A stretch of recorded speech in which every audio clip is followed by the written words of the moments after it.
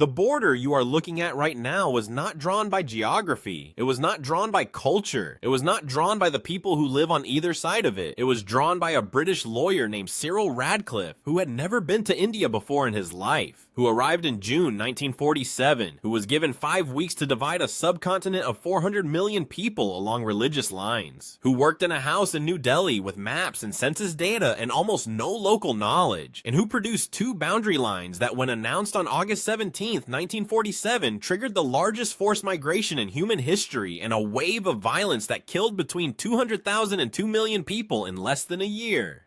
Radcliffe left India the day the borders were announced. He never returned.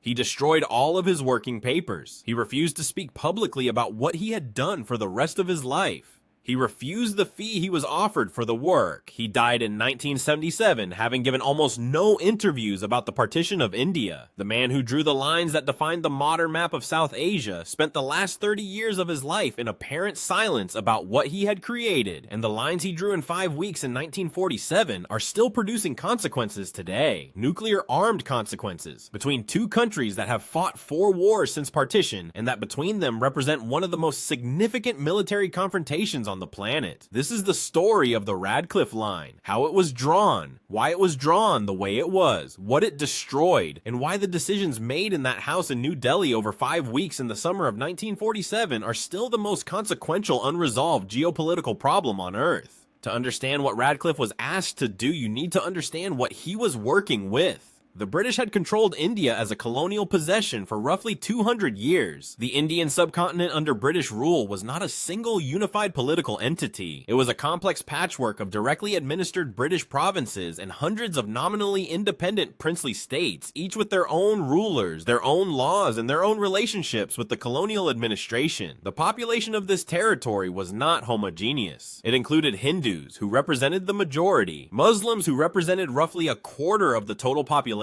but who were geographically concentrated in specific regions, Sikhs who were concentrated primarily in the Punjab region in the northwest, and dozens of other religious, ethnic, and linguistic communities distributed across the subcontinent in patterns that had developed over centuries of coexistence, trade, intermarriage, and conflict. The idea of partition, of dividing this territory into 2 separate nations along religious lines, was not inevitable. It was a political solution to a political problem that had been generated by the specific dynamics of the late colonial period and the negotiations between the British, the Indian National Congress led primarily by Hindu politicians, and the Muslim League led by Muhammad Ali Jinnah.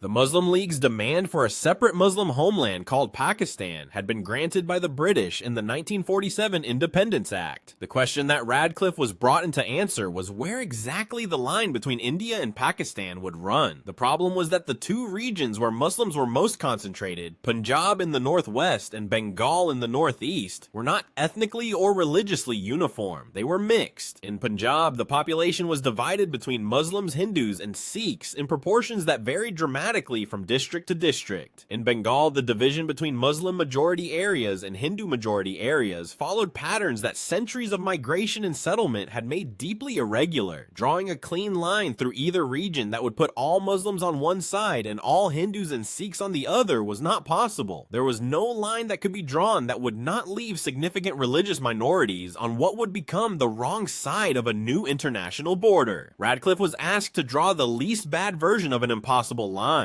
He was given 5 weeks. He had access to census data that was several years old. He had access to maps that were not always accurate. He had access to advisors from both the Indian National Congress and the Muslim League, who each lobbied aggressively for outcomes favorable to their respective communities. And he had no prior knowledge of the specific geographic, economic, and cultural factors that made particular boundaries more or less viable. The process was not secret at the time, but it was not transparent either. The negotiations were conducted behind closed doors. The final boundary decisions were made by Radcliffe essentially alone with input from the competing political advisors. The specific reasons for specific boundary decisions were not documented in a way that survived, because Radcliffe destroyed his working papers. The Radcliffe Line was announced on August 17th, 1947, 2 days after Indian independence on August 15th. The timing of this was significant and deliberate. The British had calculated that announcing the border before independence would trigger immediate violence. By announcing it after independence, they hoped that the new governments of India and Pakistan would have enough authority to manage the public response. This calculation was catastrophically wrong. The populations on both sides of the new border had not known exactly where the line would fall. When they found out, they discovered that millions of people were now religious minorities in countries that had been defined in opposition to their faith. Muslims in India, Hindus and Sikhs in Pakistan. The violence began almost immediately. In Punjab, it was the worst. Trains carrying refugees in both directions were attacked. Villages were massacred. Columns of migrants moving on foot were ambushed. Women were killed to prevent them from being captured by the other side. Communities that had lived alongside each other for generations turned on each other with a speed and a ferocity that shocked even those who had anticipated violence. Between 10 and 20 million people were displaced in the months following partition. The estimates of the death toll range from 200,000 to 2 million. The true number will never be known. The violence occurred in rural areas across two vast regions over a period of months, and much of it was never documented. The Radcliffe Line had one specific feature that generated consequences beyond the immediate violence of partition. In the Punjab, it cut through the Sikh homeland in a way that placed the holiest sites of Sikhism on the Indian side of the border, while leaving significant Sikh agricultural communities on the Pakistani side. The Sikh migration out of Pakistani Punjab was total. Within months of partition, the Sikh community had been completely displaced from territories it had inhabited for centuries. The trauma of this displacement became a defining element of Sikh political identity in the decades that followed. In Bengal, the line cut through a region that was economically integrated in ways that the boundary made non-viable. The jute industry, which was the economic foundation of eastern Bengal, had its growing areas on the Pakistani side and its processing facilities on the Indian side. The partition line had divided a single economic system into two politically hostile halves. Neither side benefited, both sides suffered. And then there was Kashmir. The princely state of Jammu and Kashmir occupied a specific position in the partition framework. Princely states were given the option to accede to either India or Pakistan based on their geographic location and the religious composition of their population. Kashmir had a Muslim majority population, but a Hindu Maharaja. Its geographic position placed it at the junction of both new countries and of China and the Soviet sphere of influence to the north. The Maharaja delayed his decision. Pakistan sponsored a tribal invasion to force accession to Pakistan. The Maharaja appealed to India for military assistance and signed the Instrument of Accession to India in exchange for that assistance. India sent troops. The First Indo-Pakistani War began weeks after independence. It ended with a ceasefire line that divided Kashmir between Indian and Pakistani administered territories. That ceasefire line is still the effective border today. It has never been converted into a permanent internationally recognized boundary. Both India and Pakistan claim the entire territory of Kashmir. They have fought 3 additional wars and numerous smaller military confrontations over it since 1947. Both countries now possess nuclear weapons. The Kashmir conflict is one of the most dangerous unresolved territorial disputes on Earth, specifically because the two parties to it are nuclear armed and because the domestic political cost of compromise in either country is extraordinarily high. The Radcliffe Line did not create the Kashmir dispute directly, but the framework of partition that the Radcliffe Line embodied created the conditions in which the Kashmir dispute became insoluble. By defining India and Pakistan as nations whose identities were in opposition to each other, the partition framework made territorial compromise between them a challenge to national identity rather than simply a diplomatic problem. Radcliffe understood something of what he had done. The British officials who managed the partition process understood something of what they had created. The documents that survive from the British administration of the final months of colonial India show a consistent pattern of decision-making that prioritized the speed of British withdrawal over the stability of what would be left behind. The target date for independence had been moved forward from June 1948 to August 1947 by Lord Mountbatten, the last Viceroy of India. The reasons for this acceleration have been debated by historians ever since. The official rationale was that a faster transfer of power would reduce the period of uncertainty and therefore reduce the potential for violence.